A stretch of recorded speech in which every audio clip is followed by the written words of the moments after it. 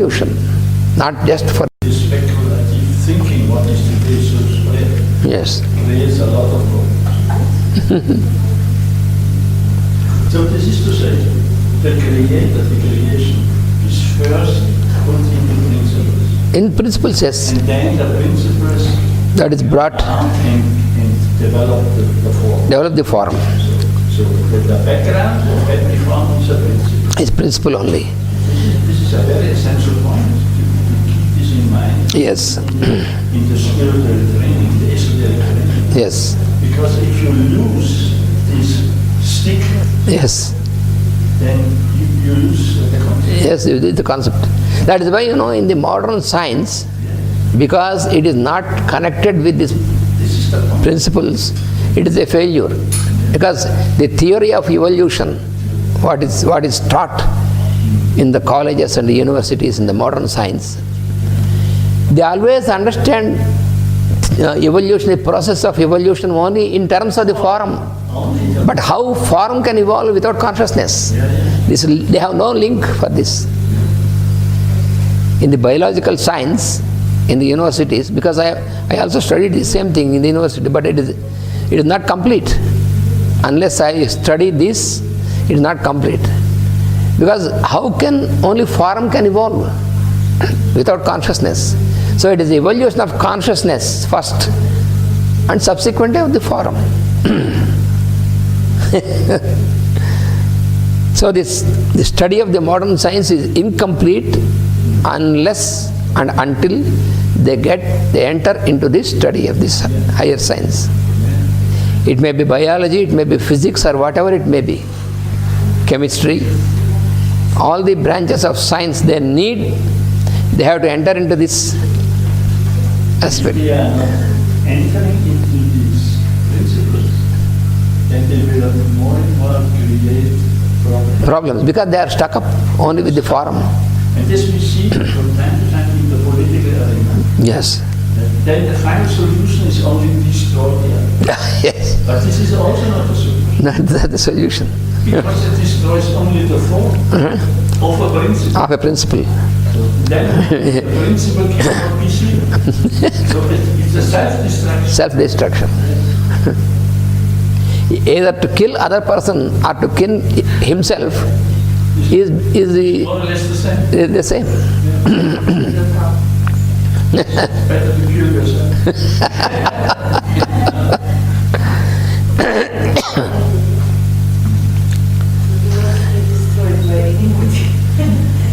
So this bow in the hands of Lord Shiva, this bow, it is the bow which is acting, which is influencing the beings in the form of birth and death, in the form of birth and death, and in the form of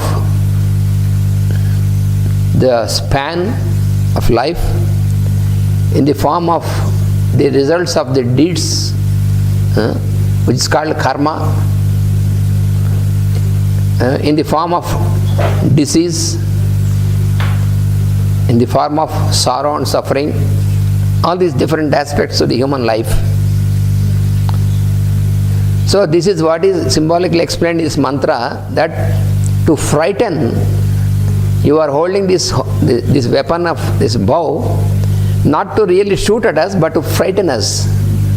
From time to time, we need to be frightened. That you stop wrong thing and reflect on this.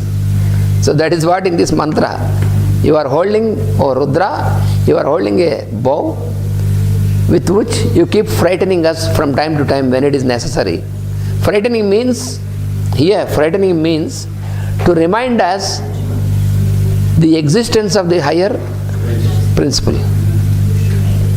It's not just for example, the child, sometimes we frighten the child.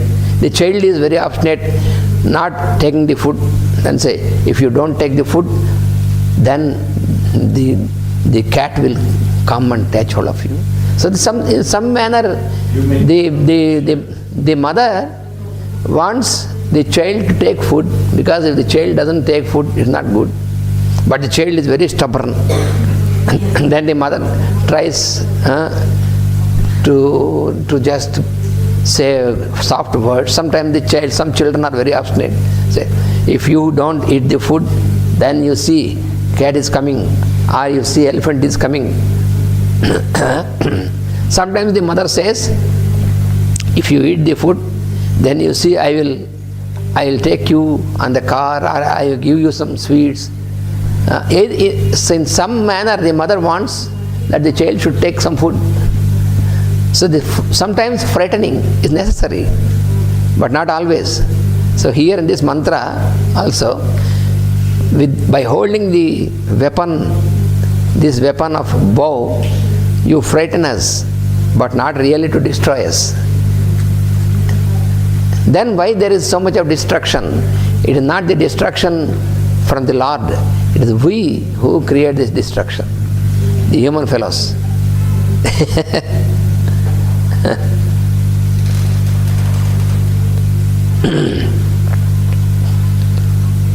So those who meditate upon Rudra in the manner in which we are studying the Rudrasukta, then this meditation brings a destruction of not ours individual, but it destroys the desire nature in us, kama, which is called kama. We have the desire nature, kama manas.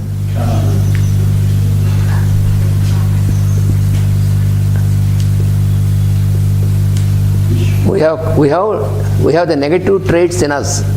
One is kama, the desire, and another is krodha. Krodha means anger. Anger is called krodha.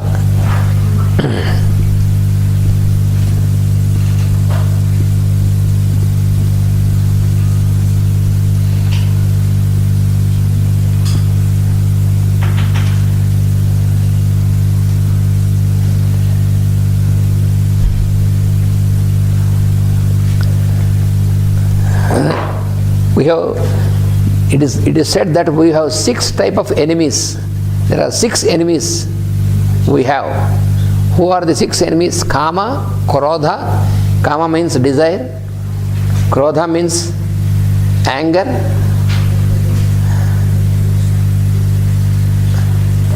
Lobha.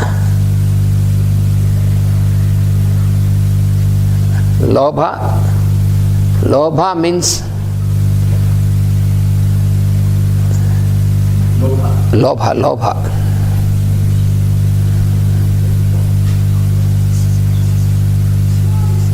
Covetedness. Greed. What do you call greed? Lobha. Greed.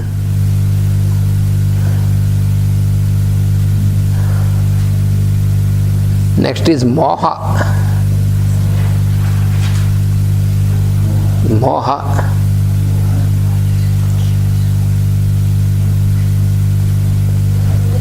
Moha means illusion.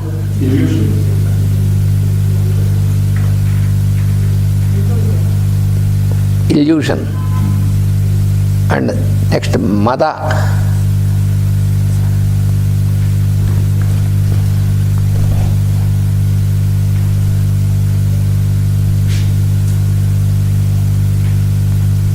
Mada means arrogance. Mada, arrogance. Arrogance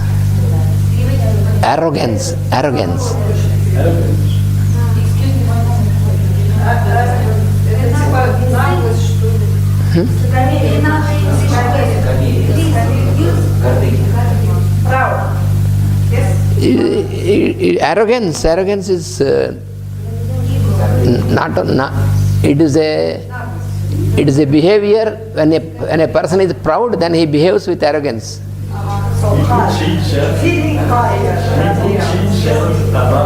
Above and wants to suppress others. Arrogance. And the 6th one is matsarya.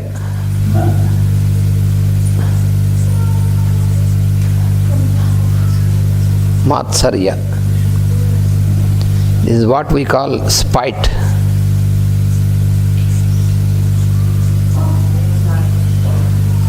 Spite.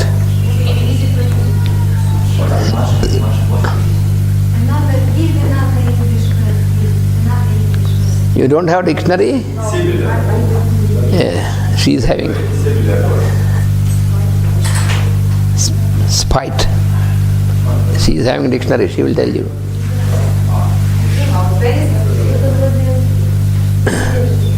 I think in German it's spotten. No, it's not ignorance. No. It is not ignorance. You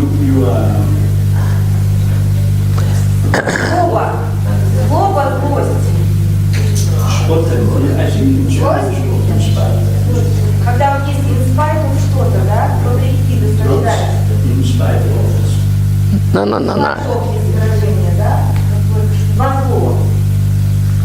It's like angry. It is type of Anger. it's a type of anger because Being evil.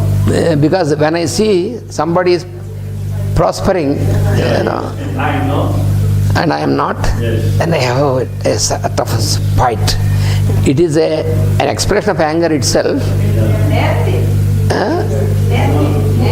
Envy, it is a combination of anger, envy. It is a sort of expression, a combination of anger, envy, and these things. Yes, but you use it as a weapon against this quality of the others. Yes, these six are called the enemies, inner enemy. These are the enemies inside. In this today in the morning also we read these lines in our. The enemies are inside and persons are outside. So the enemies, they are the six enemies.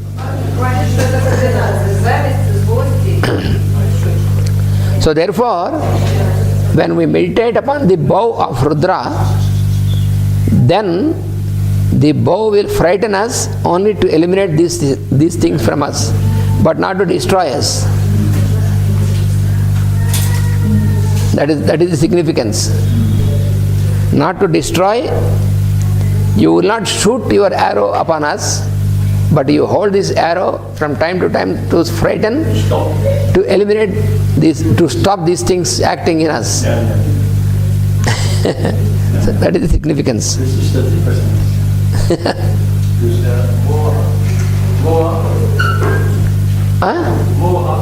Moha. Moha is illusion. Illusion. Moha.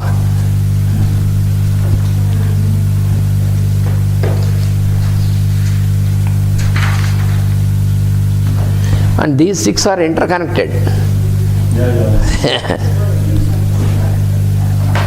So now we have a break for 15 minutes. We have Tea break. Use as a key when you observe the mantras uttered from this, in which case it is, or in which type of application it is according to grammar, then you will know the purpose of this. And the third key is called Chandas.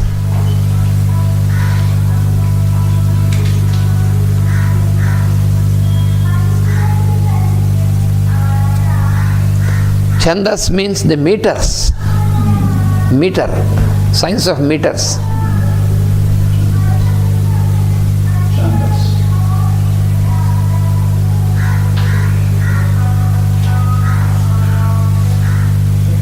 Chandas is meter. Meter means measure. What you call meter, the word meter is derived from the Sanskrit word matra. Matra means measure.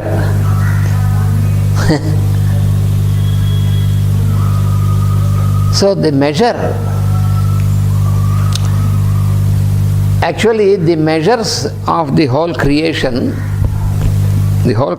is having measures. These are called the meters. So the meters, how can you determine a meter is, according to the number of letters. For example, Gayatri is a meter which has 24 letters. So, when you observe a mantra in a particular meter, from this you can know that this mantra is explaining a secret, a mystery of the creation which is corresponding to number 24, for example Gayatri. Like this you have different meters. So the mantras or the lines in the Vedas are composed in the particular meters because they have to denote that particular phenomenon of the creation. So from the knowledge of the science meters, you can know from the mantra, oh, which meter it is and what is the purpose, you can know. That is the meter. So this is really a scientific. Yes. This is very deep, very deep. Yes.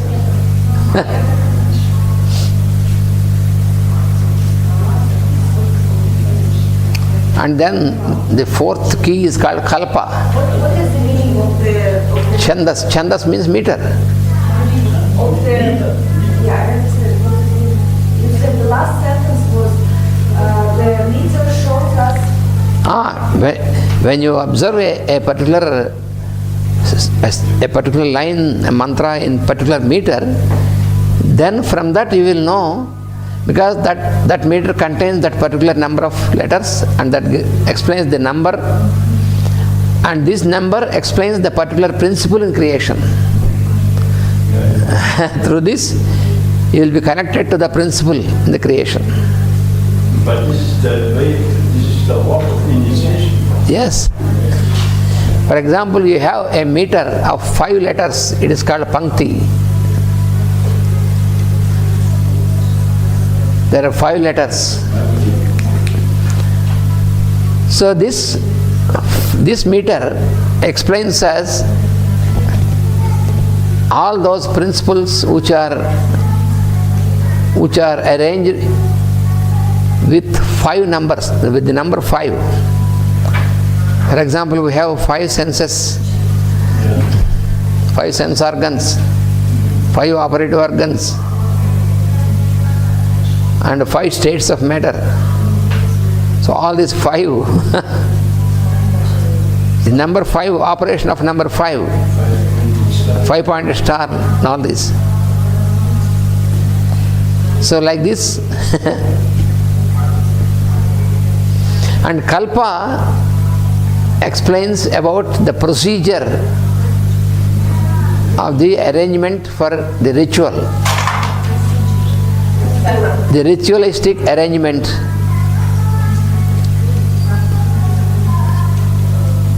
Because there are many types of rituals that are explained in the Vedic science.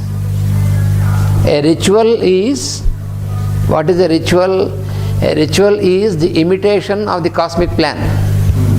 That is the ritual. It's a very good definition. Imitation of the cosmic. Yes.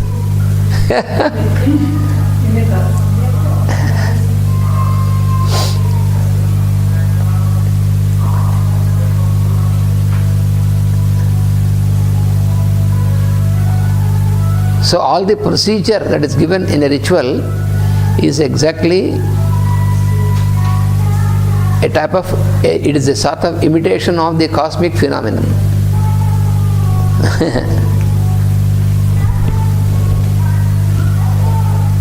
And then the 5th key is called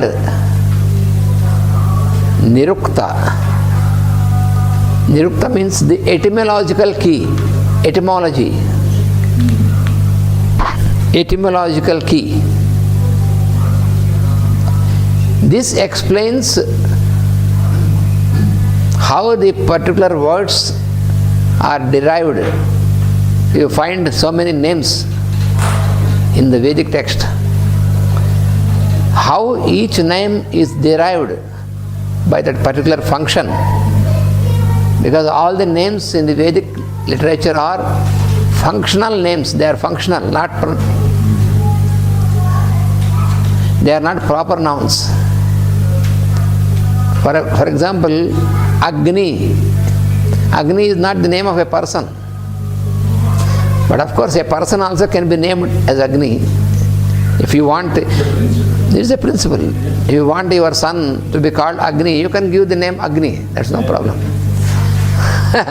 But what you find in the Vedic text as Agni is not a person, it is a principle. But why this name? What it denotes?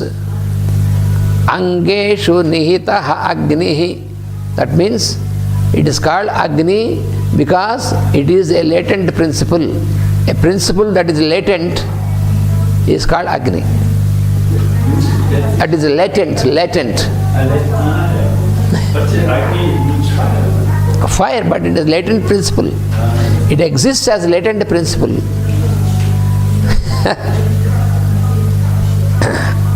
It is latent as potential and manifested out. And Purusha, for example, Purusha, another word Purusha. We use this word Rudrasuktam, Sahasra Sirsha Purusha.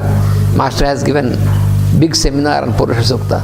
So Purusha, how this word Purusha, you have to apply Nirukta for this to know. Then Puri Shayate iti Purushaha. Pura means forum, a forum. Puri Shayate means the one who takes the forum is called Purusha. So the Lord, the indweller, takes a forum. So whoever takes a forum is called Purusha.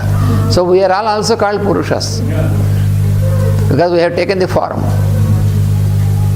Pura means forum. Wow.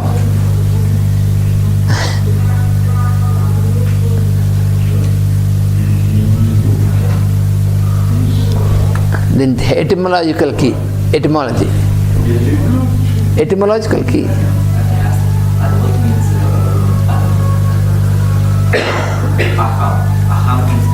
Aham means I. Aham. What means ham? It means like noise.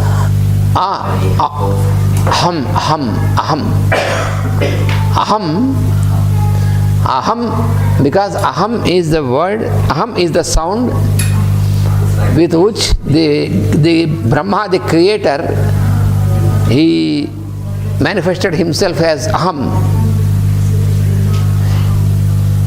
So aham is the password. It's like a password, password. It's like a password to awaken into the awakened consciousness. Aham.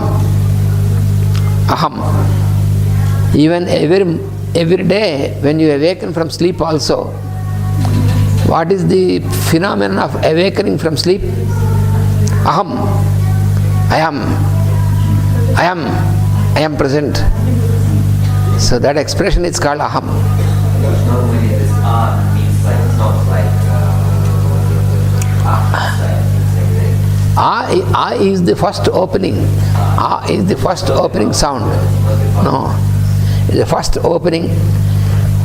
That is why in Bhagavad Gita, in the 10th chapter, when Lord was explaining about how are the manifestations of the Lord in the creation, among the letters, I am the first opening, mouth opening.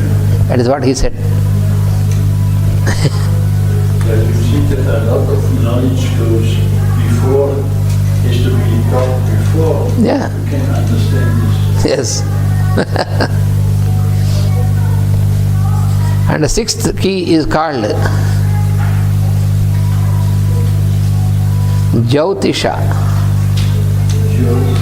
Jyotisha. Jyoti means light.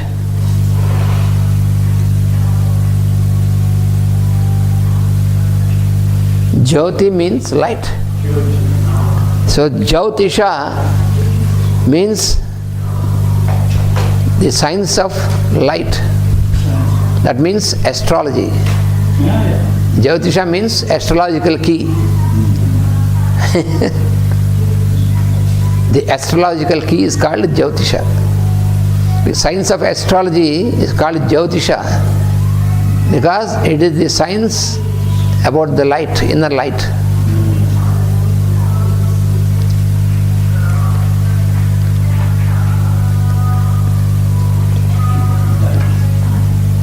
So these are the 6 keys. And the 7th is the master key who uses these 6.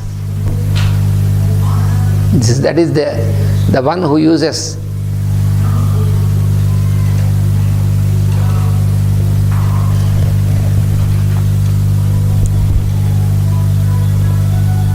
So there are 3 levels of utterance of the Vedic mantras.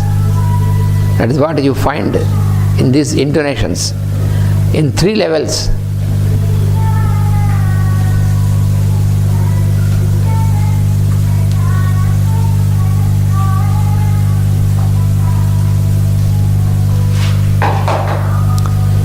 Three levels. One is the normal level of utterance.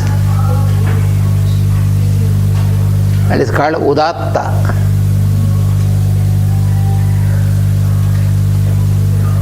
Udatta is the normal level.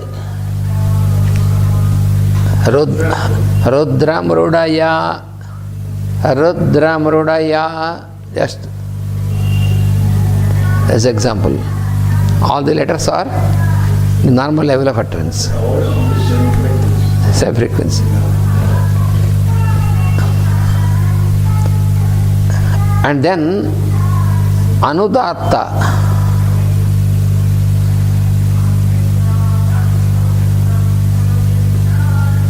Anudatta. Anu means lower. When you utter this lower, on the lower level, that is Anudatta. Udatta is normal. Yes, middle. Yes. Anudatta is when you go down, that is Anudatta.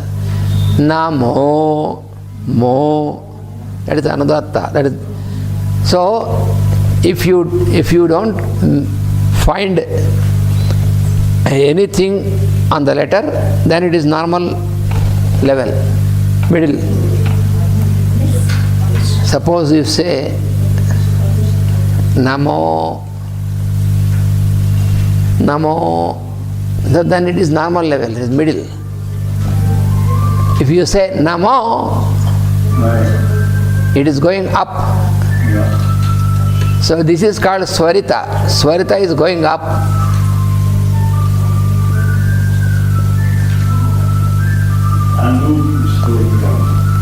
Anu is going down.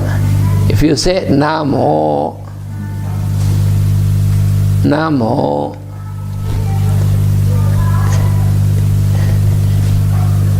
if you just say Namo without any accent, then it is normal, Udatta. If you say Namo, going up, it is called Swarita.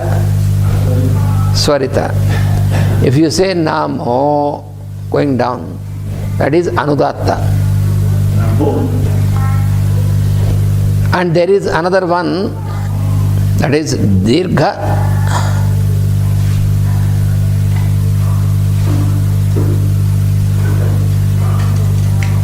Dirgha Swarita.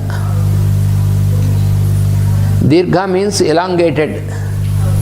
Dirgha means elongated. Swarita. It is just like this. Namo. When you say Namo, so that is elongated. Dirgha Swarita. Dirgha Swarita. Dirgha means elongated. Elongated of this same thing, Swarita. Swarita is this one, Higher. higher. Dirgha Swarita is going higher, elongated, and ending in normal level. Namo, like that.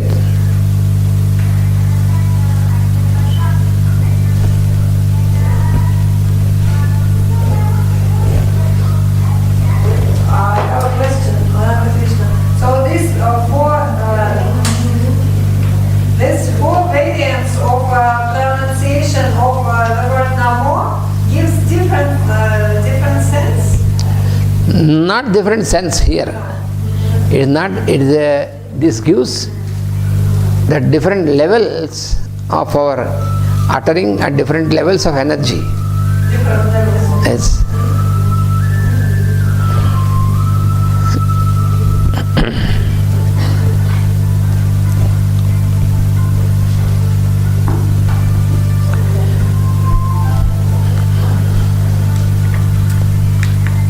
So now, the next one we have to make an explanation, because yesterday we have seen the mantra Parite Dhanvano Hetirasman Vrunaktu Viswataha Athoya Ishudhistavare Asman Nidhe Hitam. This was the mantra yesterday we were studying.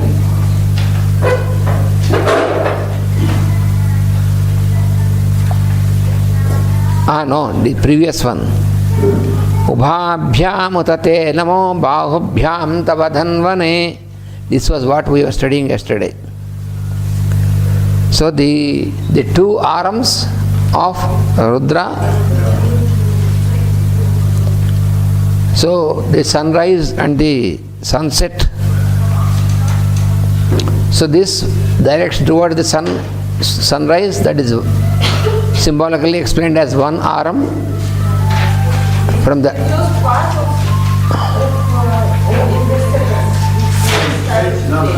yesterday we were studying one mantra. That's still a little more explanation, but it is completed only little more. This is the mantra which in the second page,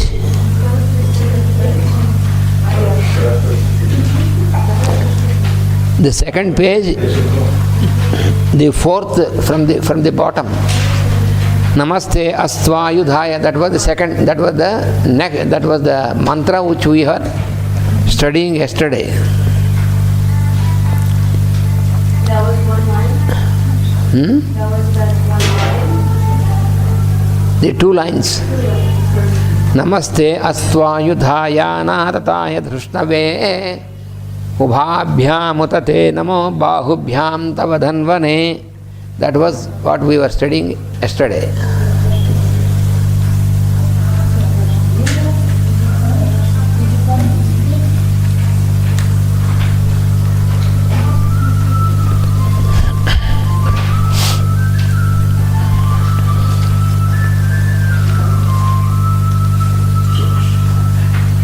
So the arrows, the bow which is there in the hands of Rudra,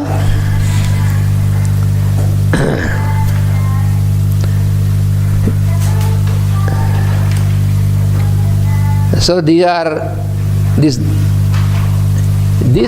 bow in the form of the various stages of our life. You know, we have since from the birth, we have our span, our increasing, and also our various acts what we perform and the results of their acts. The act is called, the action is called karma or kriya. Karma has different applications. Karma means the act, and karma phala means result. Phala means fruit. Fruit means the result. The fruit of our action is called karma phala. Phala is the fruit.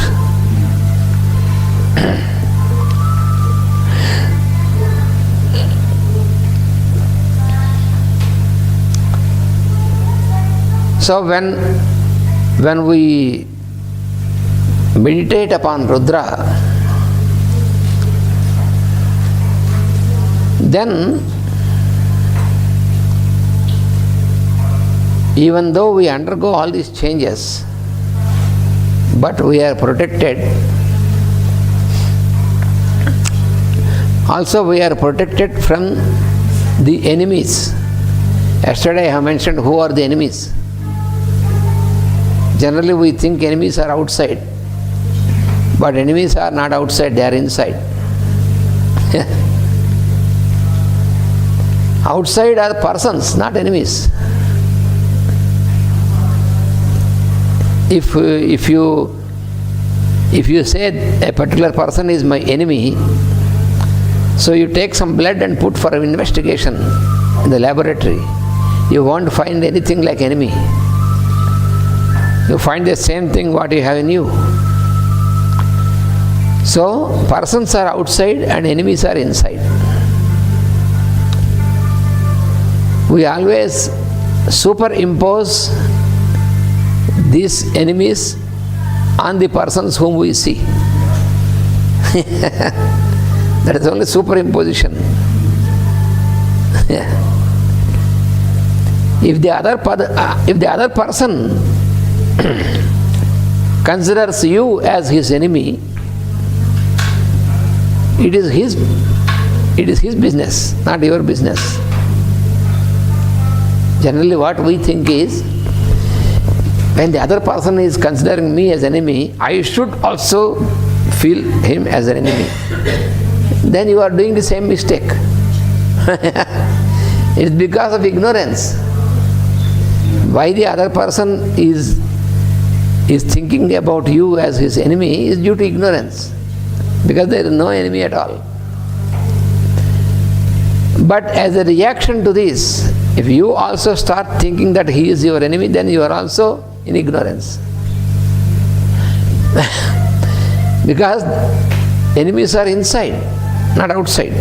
So then what should I do if the other person considers me as his enemy? Let him do it, you are not bothered.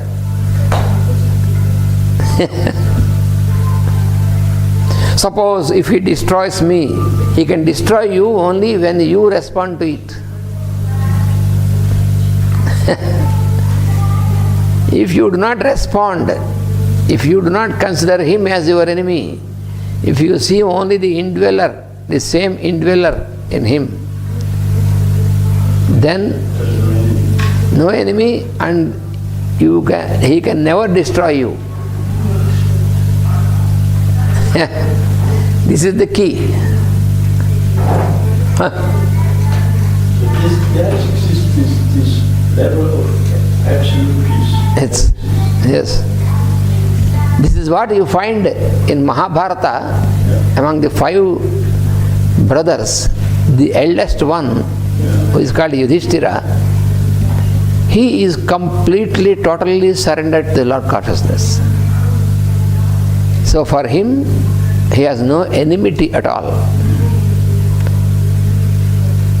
Even those who consider him as their enemy, directly when they are confronted, they will call you most virtuous fellow.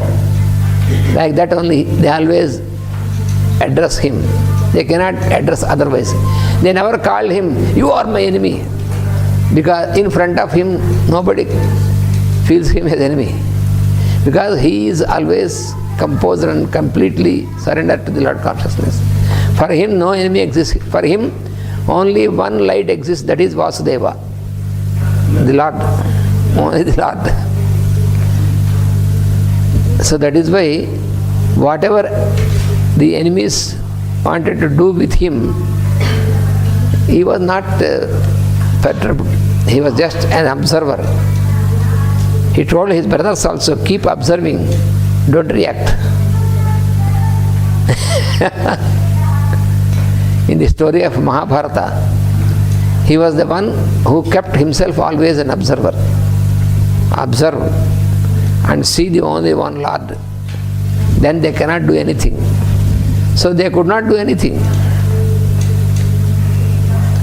Those fellows, they were so wicked, so they wanted to bring the wife of these fellows into the conference hall, and before all the people they want to make her naked, but they could not do it. Because this Yudhishthira was not perturbed, not disturbed, not angry. He was just keeping like that. And those fellows were doing all these things, dragged her and wanted to make her naked. And she was also surrendered to the Lord. And the Lord has taken the form of the cloth. So these fellows were pulling the cloth. They cannot, because pulling and pulling again, clothes are there. They were shocked. Infinite. So they got tired ultimately and they could not do anything. This fellow knows that is the Lord consciousness. Even then also he did not consider them as enemies. No enmity in his mind at all. Absolutely. That is the power.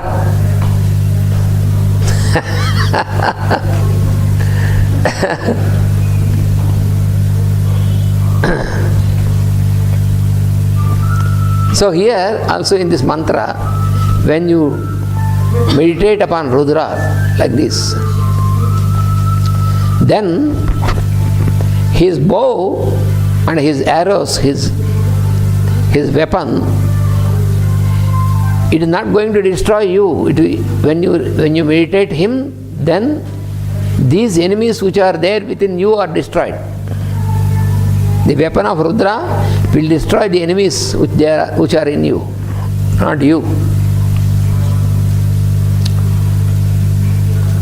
When these enemies are destroyed, who are there inside us, then there are no more obstacles. You are already in the light. But the enemies exist, especially surely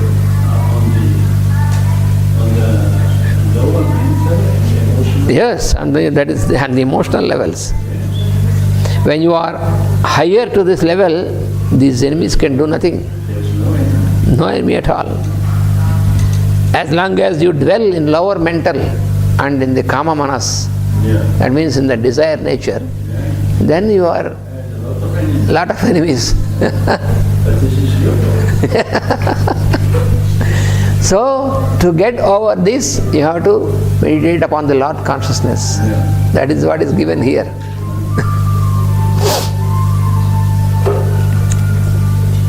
So that was about that we studied yesterday.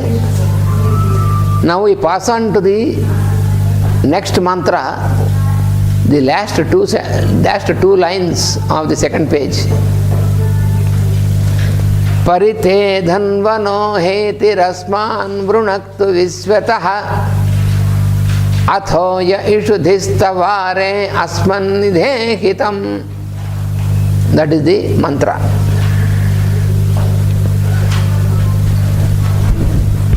Now we go to the word meaning. The last two sentences of the second page. The second page. You said The end of the second page. second page is Page 2. no, the first page ends here. No, not the page. I saw it. The page, this is the second page. You count these pages. Yes, to make it easy. To make it easily. Parite dhanvano. So, word meaning te. Te means yours, of you.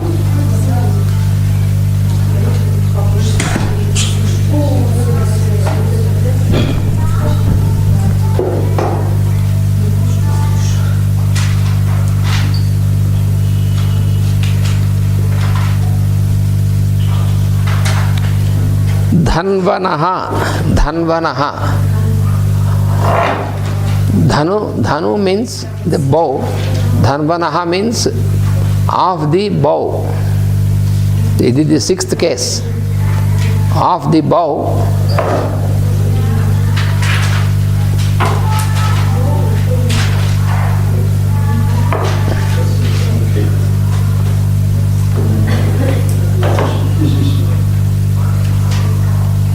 This is the science of etymology, science of how did we born. The six keys, you mean? You are asking about the six keys?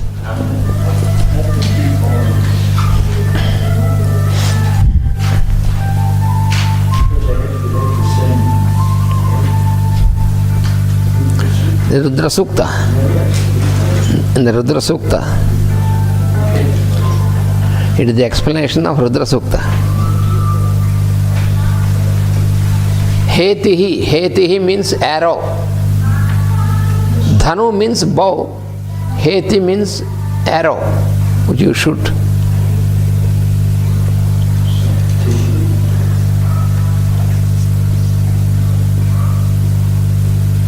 Asman.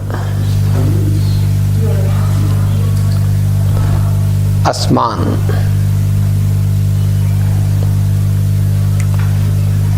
Asman means us. Us.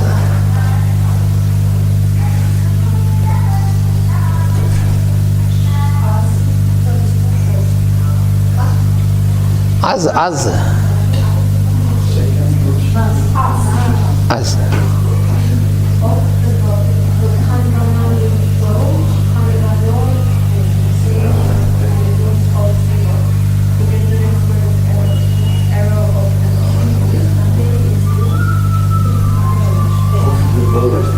Vishwataha pari. Vishwataha pari. Heti means arrow. Arrow.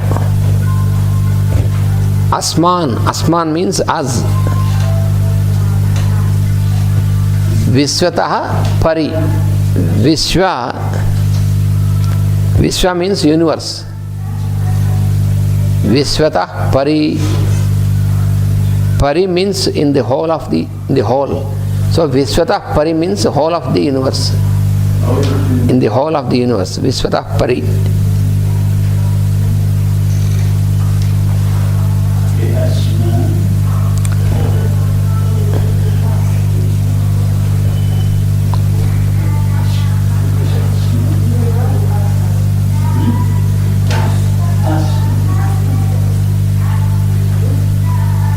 Vrunaktu. Vrunaktu.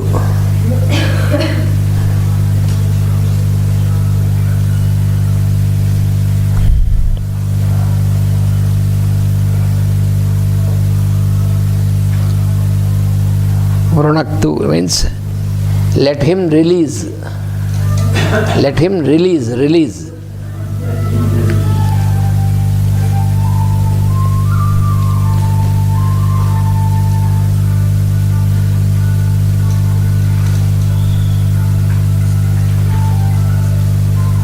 Athaha. Athaha.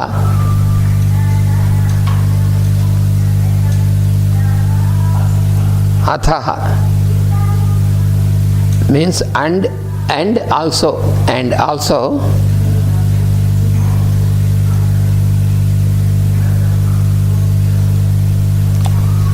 Tava.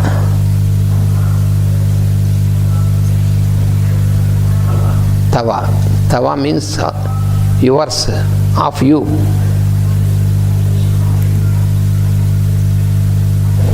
So this is the same meaning. Te and tava, the same meaning. Te and tava. Both the words denote yours.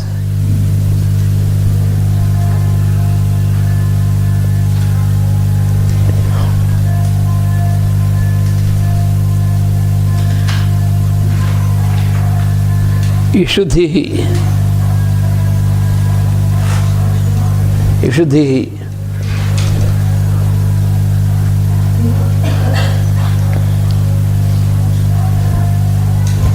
Ishuddhi, Ishu also means arrow. Ishu means also arrow. Ishuddhi means the box in which you put arrows. The warrior has on the shoulder back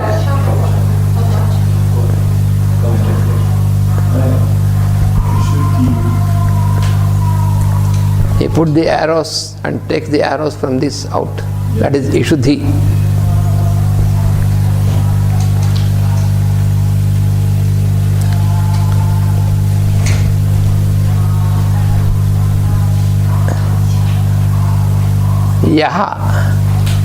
Yaha, that which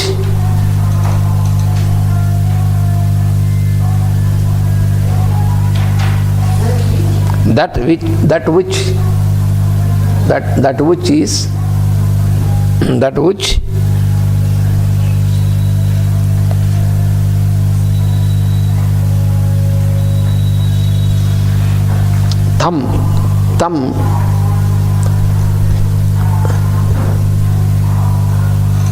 Tat is that. Tat means that, and thumb is the second case. Thumb, second case of that. Thumb.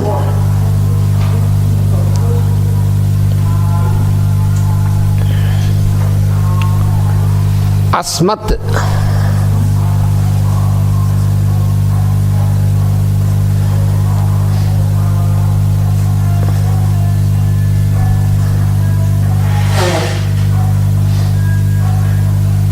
Asmat.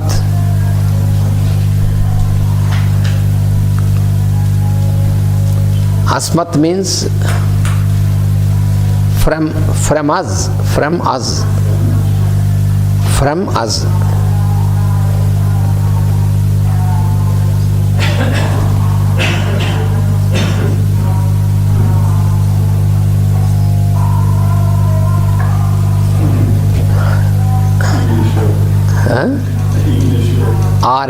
R-A. Yeah. But we uttered in Sanskrit R-A. R-A means at a distance. At a distance.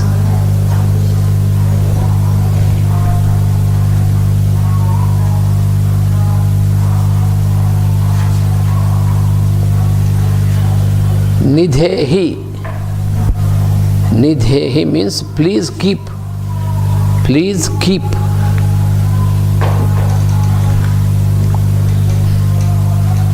So the total meaning is, last word is nidhehi. Nidhehi means please keep. Please keep. So the total word is, O Rudra. It is an addressal to Rudra. O Rudra,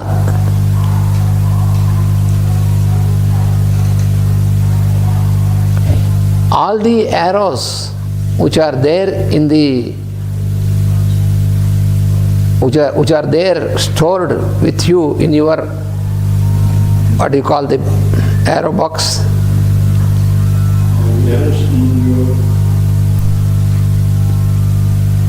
All the arrows which are stored in your arrow box, may they be released not in our direction.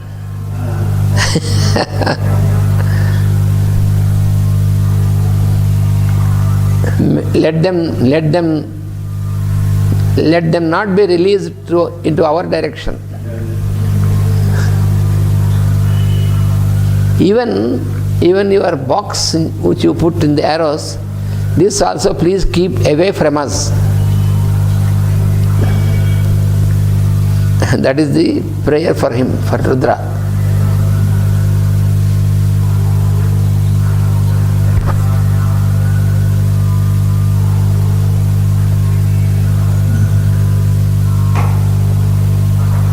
So here, symbolically, what is explained and expressed here is that the arrow which is held by the bow which is held in the hands of Rudra, This bow is an expression of what you call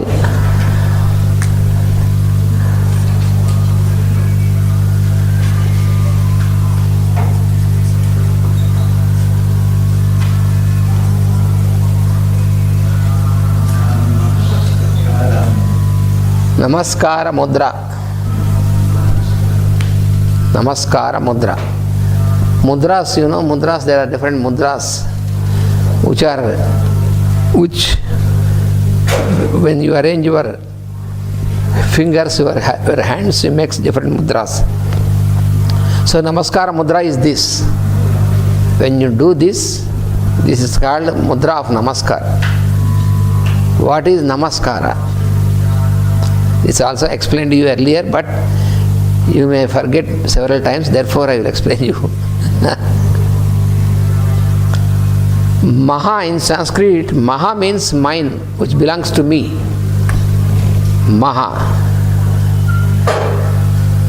It is not Maha, it is only Maha. If you say Maha, that is different meaning. Maha means very grand, very big. But it is not Maha, it is only Maha. Maha means mine. Whatever you call mine, Maha. This body is mine, this house is mine. So all this what you call mine is Maha. So everything, suppose if the Lord or maybe a master tells you, you make a list of everything what you own, it will be a very big list. Never it can be completed. Suppose the master says, I give you a time, one month time to complete the list totally. Nothing is left. This is mine, this is mine. This is mine, this is mine. So, complete the list. You need 1 month, not enough. 6 months, not enough. 1 year, not enough. 1 life, not enough. This is so big list. Everything we want to make it mine. This is mine, this is mine, mine. When you give a gift, oh, it is mine. Yesterday you see you have given honey, yes, I have taken this. Mine. You have given some toffee or biscuit, oh yes, mine. You see, everything I want to take it as mine. So all these infinite things are put together in only one letter in Sanskrit. Only one letter, Maha. Only one letter. It is in English because there are 3 letters, but it is Sanskrit, 1 letter only. Maha. If you say Maha, that means mine. Whatever is mine, with 1 letter you can put Maha. You see, wonderful. Only 1 single letter explains you everything what you call mine. Very easy. And in Sanskrit, whenever you put na before, that is negation, na maha.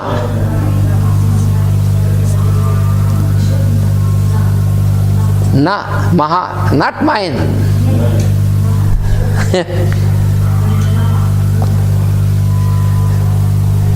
That is what a mysterious thing.